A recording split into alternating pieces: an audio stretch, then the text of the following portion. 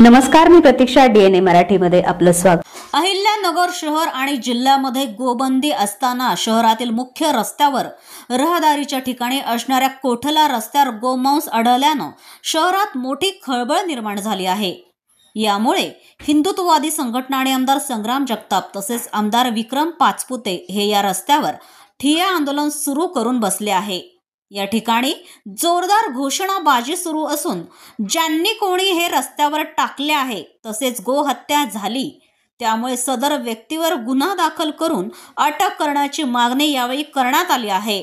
हा रस्ता नगर संभाजीनगर पुणे असल्याने मोठी वर्दळ या ठिकाणी असते. हा मुख्य रस्ता असल्यानं शहरात मोठी वाहतूक ठप्प झाली असून वाहनांच्या लांबच लांब रांगा लागल्या आहेत. प्रतिनिधी मुंतजीर शेख, DNA मराठी, अहिल्यानगर.